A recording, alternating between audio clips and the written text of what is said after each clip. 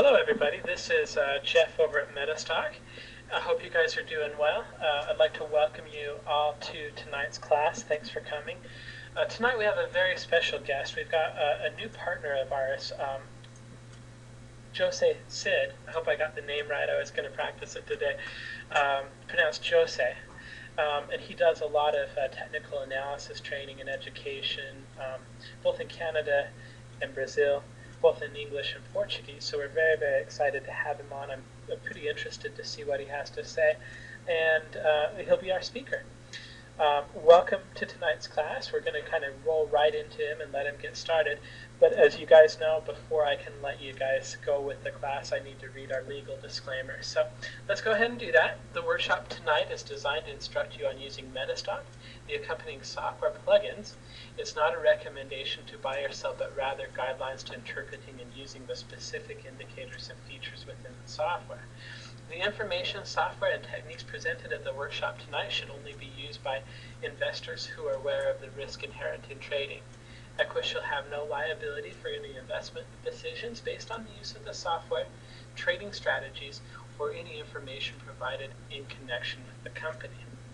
I know you guys get really excited to hear that, and we're done. So, Jose, let's go ahead and bring you on. Let's make sure everybody can hear you, and get the time turned over to you. Okay, now my microphone is on. I believe the volume is okay. At least I get a good size of indication here with the volume. Jose, I can hear you. I can hear you really good on this end. How about you guys? Does everybody listening, can you guys hear Jose okay? Okay. All right, very well. I'll let you go ahead and get to teaching. Okay, so let's move with the presentation. Like Jeff, who started with a disclaimer, I would like to start with a disclaimer too, and I'll make a comment on those disclaimers. These workshops and webinars are designed to instruct you on using technical, and another one about the simulated performances. And if you notice, all those disclaimers, even though they have a very legal blurb, they exhort people to be responsible and to do what they know and not do something just because they heard or because they listened to some guru speaking or read some news elsewhere. It's important to be a trader, to be an independent thinker. You need to have an opinion. You need to be responsible for your decisions. Otherwise, it's very, very unlikely to be successful in the markets. I usually tell my students that if you do not want to get to know you very well, do not trade. Because the markets are going to teach you, the markets are going to teach you what you are not good at. You are going to find very soon what you don't know and what you lack in terms of discipline and psychological stance. So let's move to the presentation itself. Indicators are used in many areas. For example, in economy, basically they are statistics used to measure the current condition of the economy, as well as to forecast financial or economic trends. So everyone tries to create an indicator to understand what they are trying to find, to understand what the prices or what the economy is doing. For example, in fundamental analysis, there are many economic indicators that try to quantify current economic and industry conditions.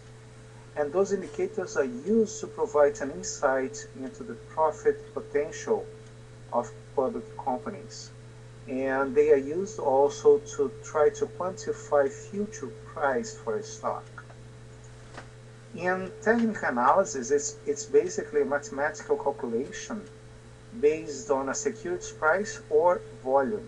The result is used to forecast prices or price moves. Uh, Basically, in technical analysis, what we try to do is to find some sort of normal behavior. We try to identify normal behavior on the price movement. And the price of a security, it's the result of supply and demand. And so it won't move if the fundamentals are not there. So I once saw a presentation by John Murphy where he mentioned that basically we are all fundamental analysts. The only difference is that we look at the result of the supply and demand war, and the fundamental analysts try to figure out what the war outcome is going to be. So the technical analyst basically is looking to the price of a security and looking at the volume of the security, and then use that information to make trading decisions or investment decisions, if you prefer. There are many, many indicators. If you look on the websites available, like Investopedia or StockCharts.com, or even on the MetaStock forum, you are going to see there are hundreds of indicators listed. Not all of them are useful because the vast majority are variations of other indicators. And the research done in the first half of the last century is the most relevant research. We are going to see this in a while. Indicators may be ineffective, and for a very simple reason, because the correct use requires knowledge. And if the trader doesn't know what he or she is doing, there's no way he or she can make a good decision.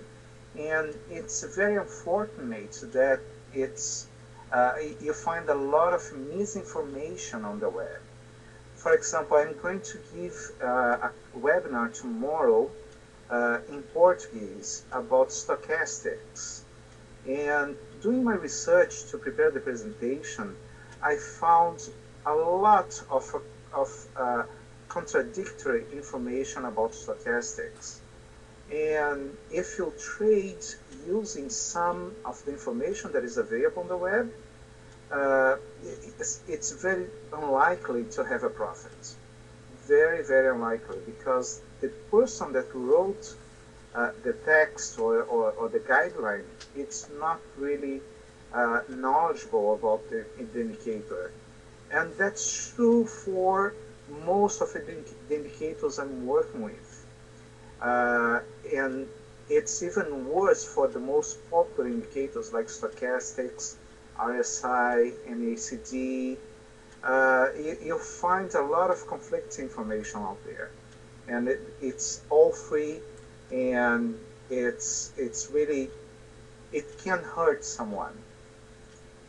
So another aspect that we need to keep in mind is that the trade psychology will affect results. If the trader is not really free from bias, for example, it will be very hard to make an educated decision. And even if the indicator is giving us a signal, the trader is not going to take it just because of some psychological bias. Well, I classify loosely indicators on a number of categories. For example, most of the indicators are oscillators. also